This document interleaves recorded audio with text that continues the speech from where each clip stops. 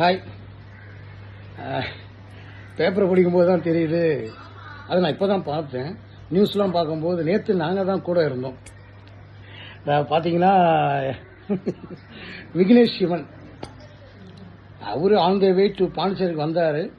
ஒரு லொக்கேஷன் பார்க்க வந்தார். இப்போ சமயத்தில் விஜய் ஆண்டனி சார் ஒரு பெரிய நிகழ்ச்சி நடந்தது. ஸோ அதோட கொஞ்சம் பெருசாக பண்ணுற இடம் எப்படி இருக்கும் அதெல்லாம் லொக்கேஷன் பார்க்கறதுக்கு தான் வந்தார். அப்புறம் இதோட ரேட்லாம் பார்த்தா அதிகமாக இருக்கு. இப்போ அமைச்சர் அதுவும் பார்த்தீங்கன்னா சுற்றுலாத்துறை அமைச்சர் லட்சுமி நாராயணன் அவர்களை சந்தித்தார்.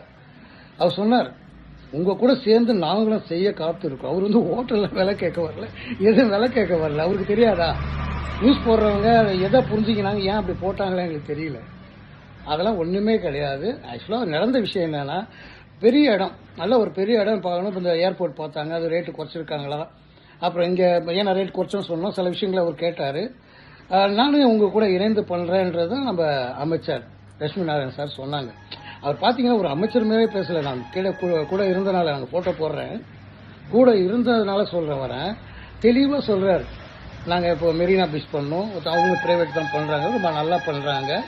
ஸோ அதனால நீங்கள் வருஷம் ஃபுல்லும் ஒரு கான்ட்ராக்ட் போட்டு கூட நீங்கள் ஏதாவது வாரம் வாரம் ஏதோ ஒரு பண்ண போகிறீங்கனாலும் சொல்லுங்கள், நாங்கள் பண்ணுறோம் அப்படின்ற மாதிரி ரொம்ப அழகாக ஒரு அமைச்சர் மாதிரி இல்லாமல் அதே மாதிரி முதலமைச்சரும் சந்தித்தோம்.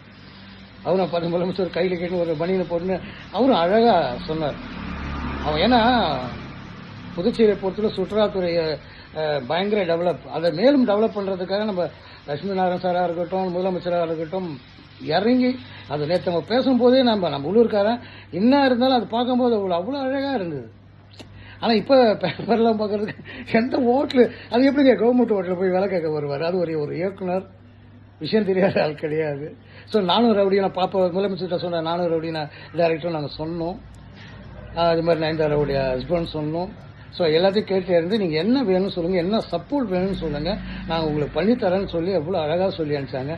ஆக்சுவலாக ஏன் மெசேஜ் மாற்றி இது மாதிரி ஹோட்டலில் விலைக்கு படிக்கணுன்றதுக்காக போட்டாங்களா, அதெல்லாம் நடக்கல. நான் கூட இருந்தேன். இதுதான் உண்மையான விஷயம். அவர் லொக்கேஷன் பார்க்க வந்தார். ரெண்டு பேரையுமே பார்த்தீங்கன்னா ஈவினிங் தான் பார்த்தாங்க. அப்புறம் முதலமைச்சர் வீட்டில் போய் பார்த்தோம். அதுக்கு பிறகு அவர் அப்படியே லொக்கேஷனை பார்த்துட்டு அப்படியே சென்னை நைட்டே போயிட்டார். இதுதான் உண்மையாக நடந்த விஷயம். நான் புதுச்சேரி நடிகர் சங்கத்தில் இருக்கிற ஒரு தலைவர்ன்ற முறையில் என்னோட பதிவு நேற்று கூட இருந்ததுனால எனக்கு நல்லா தெரியும் இதுதான் நடந்தது.